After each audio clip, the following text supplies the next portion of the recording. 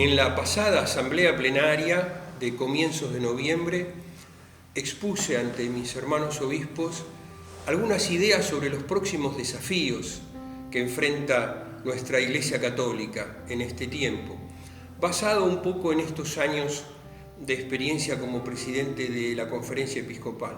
Y esto es lo que quiero compartir con ustedes. El quinto desafío enorme que tenemos son los abusos en la Iglesia. Por una parte, tenemos todo el acoso mediático que busca vender noticias amarillistas con este tema y de este modo ridiculizar a la Iglesia y destruirla.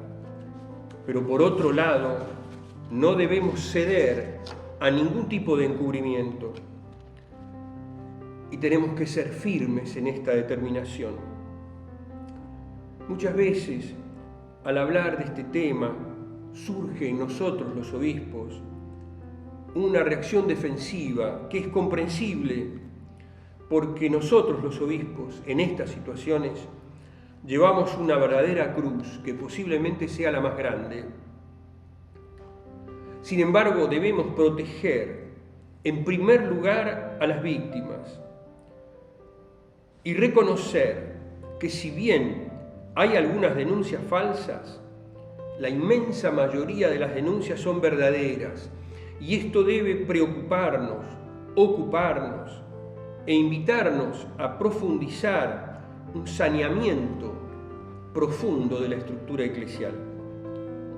Nos dice el documento preparatorio al sínodo que se trata de heridas profundas que difícilmente cicatrizan, por las cuales nunca se pedirá suficiente perdón y que constituyen obstáculos a veces imponentes para proceder en la dirección de caminar juntos.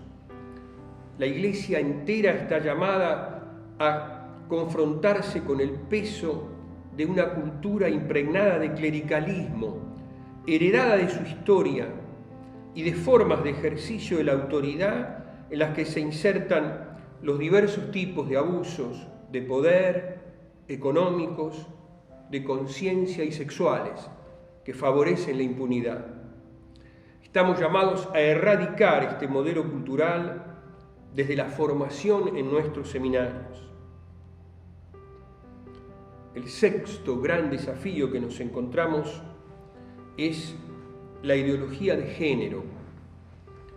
En estos temas necesitamos un laicado preparado, porque en cierto sentido nos hemos encontrado sorprendidos en medio de un velocísimo cambio cultural. Nosotros pensamos como Iglesia que se puede distinguir sin separar el sexo biológico del papel sociocultural del sexo, es decir, del género. Sexo y género son realidades profundamente conectadas, pero no son exactamente lo mismo. La ideología de género, en cambio, distingue sexo y género separándolos y de este modo impidiendo una relación armónica de todos los aspectos de la persona humana.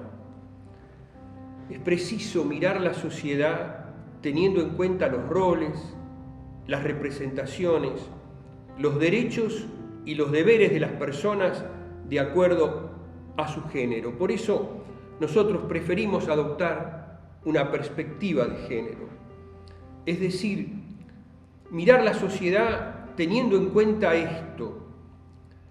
Y es absolutamente necesario porque todas las personas deben ser tratadas según su igual dignidad.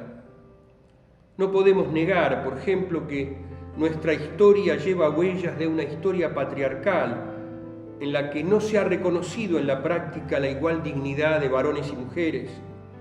Y vemos que aquí es necesario un cambio profundo.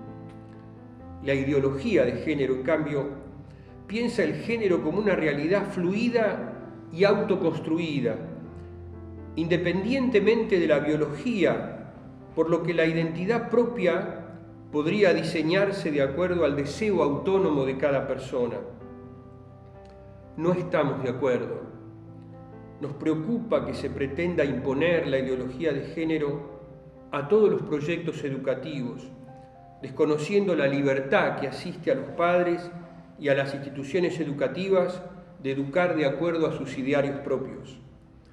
Esta ideología intenta imponerse como un pensamiento único y yo diría de un modo casi totalitario. El ser dialogantes no nos exime de la firmeza para sostener nuestros valores. Debemos caer en la cuenta que vivimos en una cultura que ya no es cristiana y que es imperativo escuchar las nuevas corrientes, los nuevos pensamientos, las nuevas miradas, sin claudicar de nuestra antropología cristiana. A veces se nos acusa de ser antiderechos, poniendo en una misma bolsa el estar contra el aborto y el matrimonio igualitario a la violencia ejercida contra la mujer. Debemos dejar en claro que no somos antiderechos, porque en primer lugar defendemos el derecho de cada madre y de cada niño por nacer, es decir, el derecho de todos, sin excluir a nadie. No somos antiderechos porque respetamos la diversidad, por el respeto que nos merece la dignidad de toda persona humana. Sin embargo, para nosotros, el matrimonio solo es posible entre el varón y la mujer. No somos antiderechos porque no podemos olvidar que durante el tiempo de la cuarentena se produjo en el país la muerte de una mujer cada 32 horas, como una muestra brutal de esta otra pandemia de la violencia y de los femicidios. Y esto nos causa horror. Debemos afirmar siempre y con contundencia nuestro más rotundo rechazo a todo tipo de violencia, especialmente la que se ejerce contra los más vulnerables, contra las mujeres y contra los niños. Estamos convencidos de que nuestra fe posee un potencial de humanidad sumamente valioso para iluminar la búsqueda de verdad y de felicidad que anhela todo corazón humano. Y es precisamente ese caudal de experiencia y ese pensamiento humanizador el que deseamos compartir con todos los que están dispuestos al diálogo abierto, sincero y apasionado en torno a las preguntas que hoy inquietan la vida humana y configuran el futuro inmediato de las generaciones que nos suceden.